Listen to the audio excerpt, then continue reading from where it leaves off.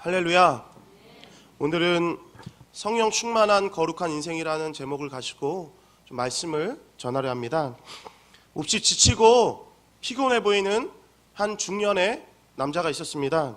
그러나 그는 바지 속에 숨겨놓은 고급 양주를 마실 생각에 신이 났어요. 막 걸어가다가 갑자기 돌부리에 걸려 꽈당 하고 넘어졌습니다. 안색이 창백해진 이 중년의 남성이 일어나면서 이렇게 중얼거렸어요. 주님, 제발 제 다리에서 흐르는 액체가 피이길 바랍니다.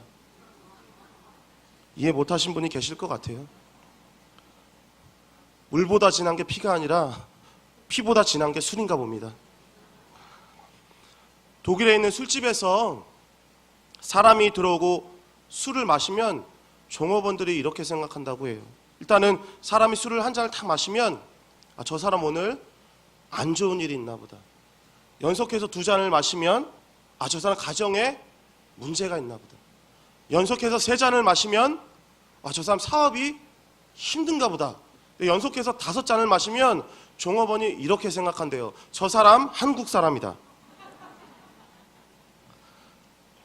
참 우리나라 사람들처럼 술을 좋아하고 술 문화가 발달한 민족이 아마 많지 않을 것입니다. 한 해 우리 국민이 술로 인해 겪게 되는 사회적인 손실이 14조 원이 넘는다고 합니다. 단순히 이 술만으로 인한 술값으로 날려보내는 돈이 한 해 4조 원이 넘는데요. 물론 우리는 안 놀랄 줄 알았어요. 왜냐하면 우리는 너무 거룩하기 때문에 술이라는 건 모르잖아요. 우리 참이슬 모르잖아요. 그렇죠? 우리는 오직 성경에 나오는 새벽 이슬만 알잖아요. 근데 간혹 저도 이제 젊지만 10년 넘게 교육자 사역을 하다 보면 저분이 왕년에 술 좀 먹었다라는 것을 판단할 수 있는 기준이 있어요. 이렇게 간단합니다. 식당에 가요. 식당에 가면 저는 어르신을 공경한다고 해서 제가 이렇게 물을 먼저 이렇게 따라 드릴 때가 있는데 어떤 분들은 목사님 이렇게 비스듬히 받는 분들이 계신단 말이에요. 그분들은 제 의심해 볼 사람들이고,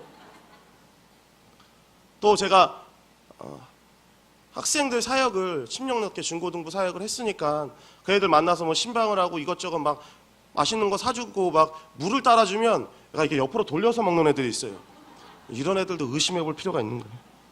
그런 모습을 볼 때마다 저도 과거에 제 어두웠던 모습이 생각나서 다시 한번 회개하면서 더 겸손해지는데요. 어찌 되었든 이 술은 우리 삶의 잠시의 고통과 아픔을 해결해주고 즐거움을 주지만 후에는 더 큰 상처와 아픔과 비극을 낳는 좋지 않은 물질임에 당연하다는 거예요. 그래서 사도 바울은 오늘 우리에게 이렇게 권면을 합니다. 18절 말씀 같이 한번 읽어보겠습니다. 18절 말씀 읽겠습니다. 시작. 술 취하지 말라. 이는 방탕한 것이니 오직 성령의 충만을 받으라. 아멘. 바울 사도는 우리가 술에 취하면 술의 지배를 받고 방탕한 삶을 살지만 성령 충만을 받으면 성령의 지배를 받는 거룩한 인생을 살아간다고 이야기하고 있어요. 그래서 우리에게 성령 충만한 거룩한 인생을 살아라 라고 권면하고 있는 것입니다. 여러분, 그러면 우리는 어떻게 성령 충만함을 받을 수 있을까요? 19절 이하의 말씀을 보시면 성령 충만에 대한 결과, 성령 충만에 대한 조건이 나와 있습니다.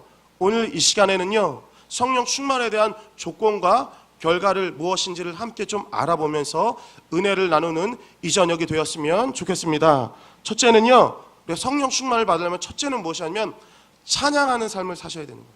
찬양하는 삶. 어느 한 목사님이 창세기 2장에 나온 하나님의 인간 창조에 대한 설교를 하면서 아이들한테 이렇게 얘기했어요. 얘들아, 하나님이 사람을 흑으로 만들고 그 다음에 그 코에 생기를 불어 넣었는데 왜 그랬을까? 라고 아이들한테 물어봤어요. 그러니까 아이들이 저마다 자신들이 생각하고 있는 답변을 내놓았습니다.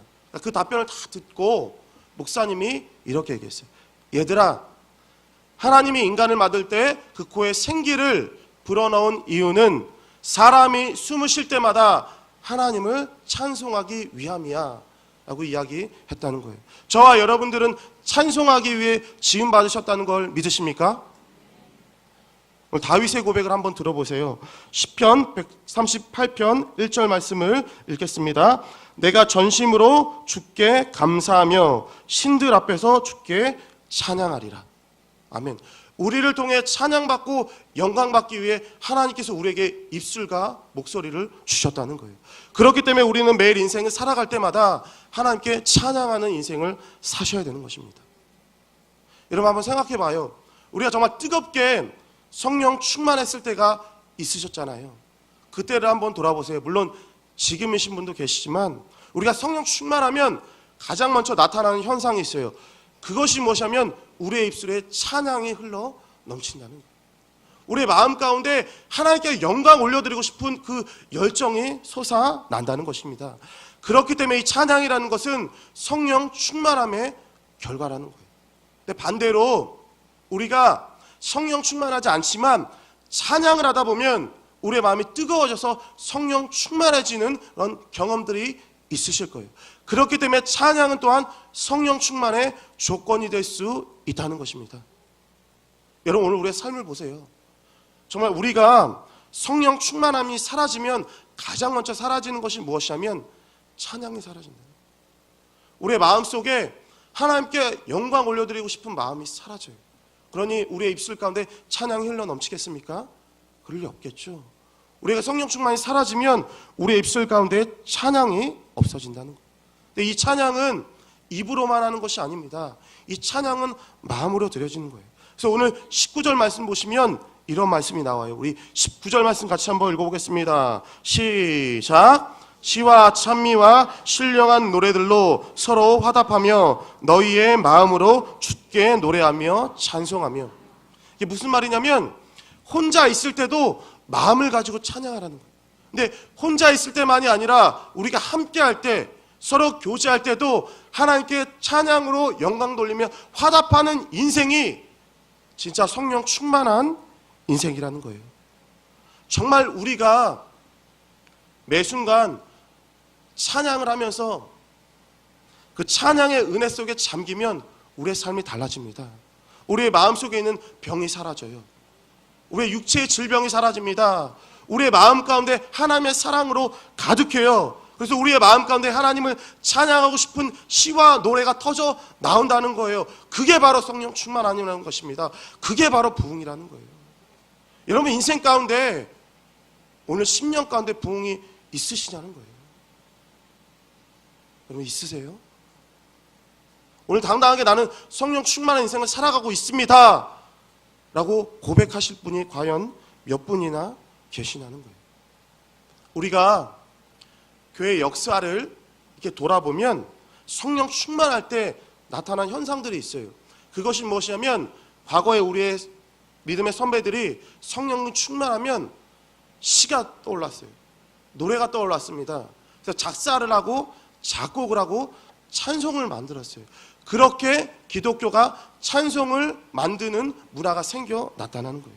그래서 중요한 한 인물이 있는데 그 인물이 누구냐면 페니 크로스비라는 사람이 있어요. 전에 담임 목사님께서도 이 여인에 대해서 한번 언급한 적이 있는데 이 여자는 미국인들이 대통령보다 더 존경하는 사람으로 뽑힌 그런 여인이었어요. 근데 이 여인의 인생이 참으로 불행했습니다. 어렸을 때 눈이 안 좋았어요. 근데 돌팔이 의사를 만나가지고 수술이 잘못돼서 생후 6개월부터 죽는 95세까지 맹인으로 살았다는 거예요. 인간적인 관점으로 보면 얼마나 불쌍해요. 일평생 보지 못하고 살았는데. 근데요, 이 여인이 너무나 긍정적이었어요. 그래서 늘 살아갈 때마다 나는 할 수 있다. 하나님이 보고 계신다. 나는 안 보여도 하늘을 볼래. 하나님이 도와주셔. 라고 생각을 하면서 늘 찬송하는 인생을 살았어요. 그렇게 그녀가 찬송을 하면서 작사를 하고 작곡을 하면서 그렇게 찬송을 만들어서요. 그녀가 만든 찬송이 무려 8,000곡이 넘는다는 거예요. 그리고 저는 그녀가 만든 찬송 중에 개인적으로 좋아하는 것이 있어요. 그게 무엇이냐면 찬송가 204장. 뭔지 아세요? 예수로 나의 구주 삼고 우리 같이 찬송하겠습니다.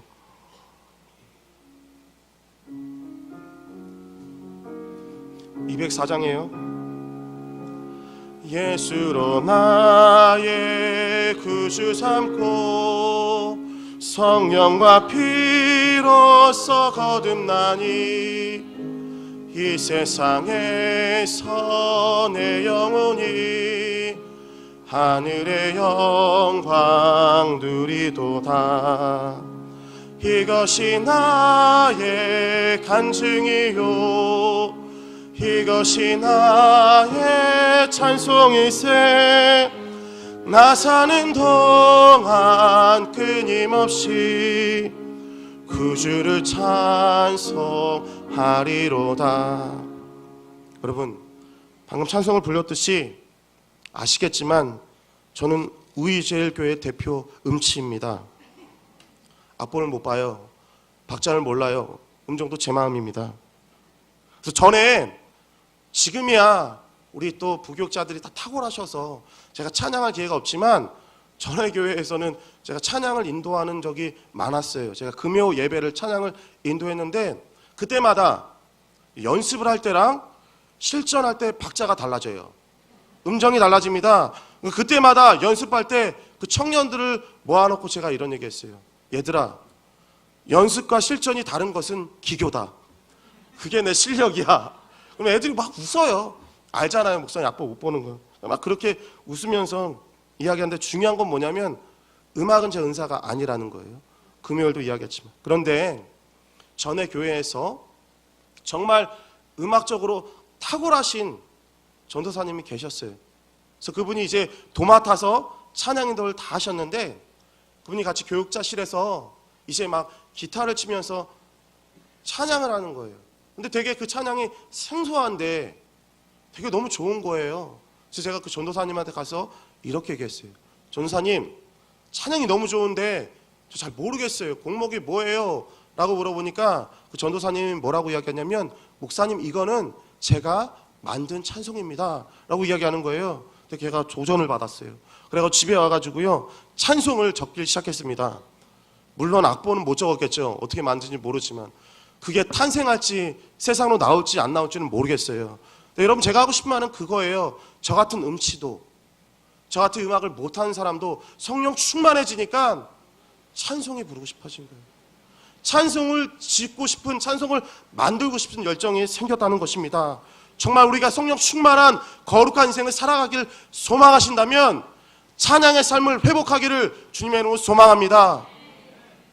아침에 일어날 때부터 저녁에 눕는 그 순간까지 여러분들의 입술 가운데 하나님께 영광 돌리는 찬양이 흘러 넘치기를 주님의 이름으로 소망합니다. 두 번째는요, 성령 충만하려면 감사하는 삶을 사셔야 되는 거예요. 감사의 삶. 서양 속담에 이런 이야기가 있다고 합니다. 천사들이 감사와 소원을 담으려고 큰 바구니 두 개를 가지고 이 세상으로 내려왔대요. 근데 지구를 반바퀴도 돌기 전에 소원이라는 것에 바구니는 다 담겨서 천사들이 그것을 들고 올라갔는데 감사의 바구니는 지구를 두 바퀴를 돌아도 반도체 채워지지 않아서 천사가 울면서 하늘로 올라갔다는 이야기가 있어요. 여러분, 이 이야기가 이야기하는 게 뭘까요? 오늘 저와 여러분들이 살아가는 이 시대가 감사를 점점 잃어버리는 시대 가운데 살아가신다는 거예요. 우리 그리스도인들도요, 감사를 잃어보고 살아갈 때가 너무나 많이 있다는 것입니다. 언론인인 이태규 씨의 컬럼에 보면 우리 한국 사람들이 공통적으로 가지고 있는 마음의 병이 있다는 글이 있어요. 우리가 공통적으로 가지고 있는 마음의 병이 무엇이냐면 감사 결핍증. 우리 모두는 감사 결핍증을 가지고 살아간다는 거예요. 여러분, 오늘 얼마나 하나님 앞에 감사하는 인생을 사셨습니까? 엄마가 아이가 이제 설명정일이 가까워서 장을 보려고요 전통시장에 갔어요. 그래서 열심히 엄마랑 아이가 장을 보다가 엄마가 되게 예쁘게 생긴 사과를 보게 됐어요. 그래서 이 사과를 사고 싶다는 생각이 들어서 주인 아저씨한테, 아저씨, 사과 10,000원어치만 주세요 라고 이야기했어요. 그러니까 이 아저씨가 비닐봉지에 사과를 담으면서 이렇게 얘기했어요. 원래 10,000원에 5개인데 애가 너무 예쁘니까 오늘 기분이다 라고 하면서 3개를 더 줬어요. 그러니까 엄마가 웃으면서 아이한테 이렇게 얘기했어요. 얘야, 이럴 때 뭐라고 해야 되니? 라고 이야기하니까 얘가 아저씨한테 이렇게 얘기했어요. 아저씨, 1,000원만 깎아주세요. 여러분, 감사를 잃어가고 있는 슬픈 자화상, 이게 오늘 우리의 인생이라는 거예요. 이게 우리의 모습이라는 것입니다. 얼마나 감사하고 계세요? 성령 충만하면 우리의 삶에요 감사가 넘칩니다. 성령 충만의 결과가 무엇이냐면 바로 감사라는 거예요. 우리가 성령 충만하면 우리의 입에서 감사가 흘러 넘치는데, 우리가 성령 충만을 상실하면 우리의 입술 가운데 불평과 원망이 가득하게 된다는 거예요. 여러분, 멕시코에 가면 한 지역에 되게 신기한 지역이 있대요. 그 지역에 가면 한 곳에는 온천이 나오고 그 옆에는 찬물이 나온다고 합니다. 그러니까 한쪽에는 뜨거운 물이 가득 나오고 또 한쪽에는 얼음장 같이 차가운 물이 나오니까 이제 여인네들이 또 뜨거운 물에서 빨래를 삶고 그 찬물에서 빨래를 헹구고 나온다는 거예요. 그러니까 그 모습을 관광객이 보고 이제 안내하는 가이드한테 이렇게 얘기했대요. 아, 여기는 정말 신기합니다. 뜨거운 물도 마음대로 쓰고 찬물도 마음대로 쓰고, 여기 있는 사람들은 이렇게 진짜 멋진 환경을 만들어주신 하나님께 감사하겠네요 라고 이야기하니까 가이드가 이렇게 대답했다고 합니다. 천만에요, 이 사람들은 감사하는 보다 불평이 더 심해요. 비누 없다고 그렇게 불평이 심합니다 라고 이야기했다는 거예요. 여러분, 오늘 그 모습이 저와 여러분들의 모습이 아닌지 돌아보셨으면 좋겠어요. 정말 우리가 성령 충만하면 모든 일에 감사합니다. 문자 그대로 범사에 감사하게 돼요. 어떤 일이 있더라도, 어떤 환경에 처하더라도, 어떤 고난이 있더라도 우리는 감사할 수 있어요. 왜냐하면 하나님의 섭리와 계획을 믿기 때문에. 20절 말씀 같이 한번 읽어보겠습니다. 20절 말씀 읽겠습니다. 시작. 범사에 우리 주 예수 그리스도의 이름으로 항상 아버지께 하나님께 감사하며. 아멘. 우리가 여기서 주목할 2가지 단어가 있어요. 첫 번째는 무엇이냐면 범사라는 단어고요. 두 번째는요, 항상이라는 단어예요. 이 범사라는 말은 어떤 상황 가운데서도, 어떤 환경 가운데서도 모든 일에 감사라는 거예요. 이 항상이라는 말은 시종일관 어떠한 때라도 변함없이 감사라는 것입니다. 그러니까 다시 말하면 어떠한 일이 있어도, 어떤 상황 가운데서도, 어떠한 시간 가운데서도 우리는 감사해야 된다는 거예요. 그래서 우리의 신앙의 선배들은 이런 범사의 감사를 절대 감사라는 말로 표현했다는 것입니다. 오늘 여러분들은 절대 감사하는 인생을 살고 계십니까? 자신 있게 아멘이라고 대답하실 수 있으세요? 그런데요, 오늘 본문 말씀을 쓰신 이 사도 바울은요, 이런 삶을 살았어요. 사도 바울은 온전히 예수 그리스도를 전했습니다. 예수 그리스도를 전하다가 핍박을 받았어요. 돌에 맞았습니다. 감옥에 갇히게 되었어요. 쇠사슬에 묶이게 되었습니다. 그때 사도 바울이 무엇을 했냐면요, 성경은 이렇게 이야기합니다. 사도행전 16장 25절 말씀을 읽어드립니다. 밤중쯤 되어 바울과 실라가 기도하고 하나님을 찬미함에 죄수들이 듣더라. 아멘. 억울하게 매를 맞고 감옥에 갇혀있는 그 순간 가운데서도요, 사도 바울은 기도했어요. 사도 바울은 찬송했습니다. 다른 말로 이야기하면 범사에 그 가운데서도 감사했다는 거예요.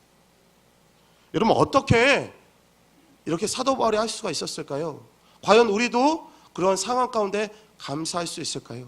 사도 바울의 신앙관을 보면 우리는 알 수 있어요. 사도 바울의 신앙관이 가장 잘 녹아있는 말씀이 로마서 8장 28절 말씀인데요, 제가 읽어드릴게요. 우리가 알거니와 하나님을 사랑하는 자 곧 그 뜻대로 부르심 입은 자들에게는 모든 것이 합력하여 선을 이루느니라. 아멘. 바울은요, 하나님의 절대 주권을 믿었어요. 오늘도 하나님의 절대 주권을 믿을 수 있는 사람은 어떠한 환경 가운데서도 감사할 수 있을 것입니다.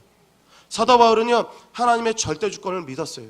그래서 이 로마서 8장의 클라이막스에 마지막에 그 절대 주권을 찬양하며 찬미하며 8장을 끝내고 있다는 거예요. 오늘 우리의 삶이 아무리 힘들고 아무리 어렵고 아무리 정말 고통 가운데 있어더라도 하나님께서 선을 이루실 것을 오늘 우리가 믿을 수만 있다면 오늘 우리는 절망의 한복판에서도요 하나님께 감사할 수 있으실 거예요. 여러분, 감사의 조건을 찾으려고 하지 마시고요, 오늘 그 환경 가운데서도 하나님께서 함께 하심으로 말미암아 감사할 수 있는 저와 여러분 되기를 주님의 이름으로 소망합니다. 정말 우리 제일교회예요, 감사의 능력이 넘치기를 소망해요. 정말 여러분의 입술 가운데 날마다 감사가 끊임없이 일어나기를 소망합니다. 그리할 때 우리는 성령 충만한 거룩한 인생을 살 수 있는 것입니다. 부디 저와 여러분들이요 일평생 절대 감사하며 하나님께 영광 돌릴 수 있기를 주님의 이름으로 축복합니다. 마지막에 하나만 더 볼게요. 세 번째는 무엇이냐면 복종하는 삶을 살아야 된다는 거예요. 복종하는 삶. 한 걸음 더 나아가 우리가 성령 충만한 거룩한 인생이 되려면 서로가 서로에게 복종할 줄 아셔야 되는 거예요.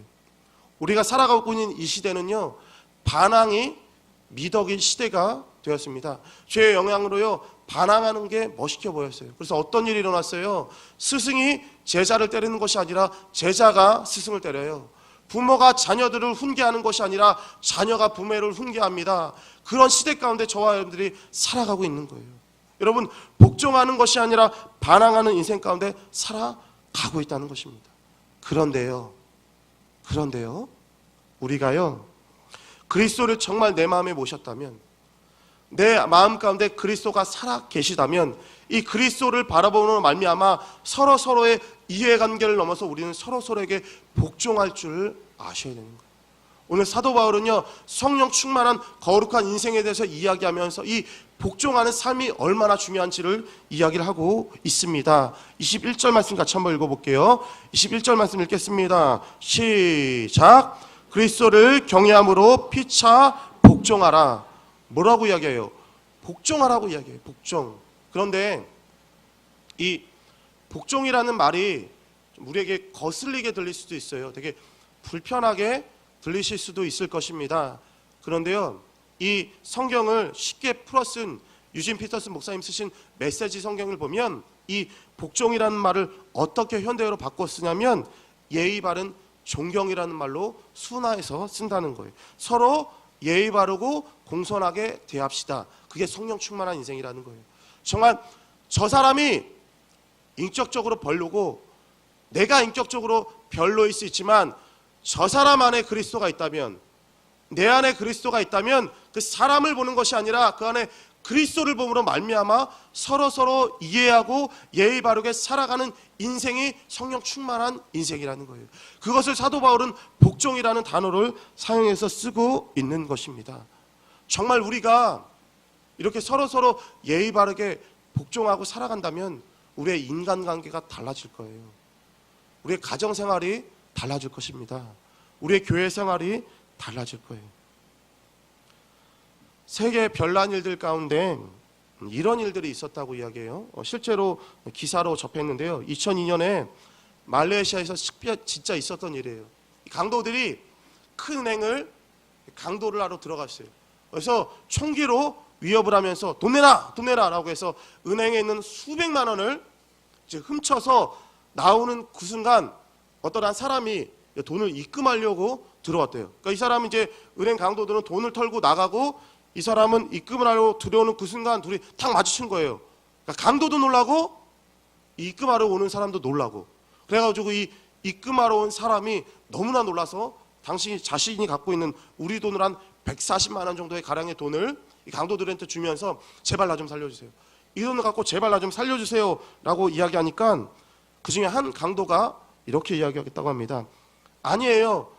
우리 지금 강도한 돈으로 충분합니다. 당신이 이 돈을 입금을 하든 가져가든 마음대로 하세요. 그리고 너무 놀라게 해서 죄송합니다 라고 이야기하고 7억 원을 훔쳐서 도망갔다는 거예요. 여러분, 이만큼 예의 바른 강도가 어디 있냐는 거예요. 여러분, 우리는 강도보다 못할 때가 있어요. 여러분, 진짜요. 정말 우리가 신약의 인격자라면, 정말 성령 충만한 인생을 살기를 원하신다면 서로 예의 바르게 하셔야 되는 거예요. 내 안에 그리스도가 있기 때문에 우리는 그렇게 사셔야 된다는 것입니다. 우리 예수님은요, 십자가 지시기 전에 마지막 제자들과 만찬하는 그 순간에 떡을 떼며 잔을 떼며 하나님께 감사하셨어요. 그리고 감사로 마지막 만찬을 끝나신 다음에 찬양을 하면서 걸어가셨습니다. 그리고요, 그 다음날 십자가를 지시고요, 골고다 언덕을 걸어가셨다는 거예요. 우리 예수님께서 왜 그러셨을까요? 그것이요, 하나님이 기뻐하시는 일이셨기 때문에. 다른 말로 하면요, 그것이 하나님의 말씀에 복종하는 삶이었기 때문에 그렇다는 것입니다. 정말 여러분들 성령 충만한 인생을 살기를 원하세요? 그렇다면요, 하나님의 말씀에 복종하시고요, 서로 그 안에 있는 그리스도를 바라보시고 예의롭게 예의스럽게 그렇게 살아가시길 주님의 이름으로 소망합니다. 말씀 정리할게요. 우리 주님은요, 끝까지 찬양하셨고요, 끝까지 감사하셨고요, 끝까지 하나님의 말씀에 복종하셨습니다. 그게 예수님의 삶이셨어요. 정말 우리가 예수님의 팬이 아니라 제자로 살기를 원한다면 우리도 이 찬양의 삶을, 감사의 삶을, 복종의 삶을 회복하는 것이 마땅하지 않으시겠습니까? 매 순간 찬양하시며 감사하시며 하나님의 말씀에 복종하시며 서로에게 예의스럽게 살아가면서 매일 밤 매일매일 성령 충만한 거룩한 인생을 살아가시는 저와 여러분들 되길 주님의 이름으로 축원합니다.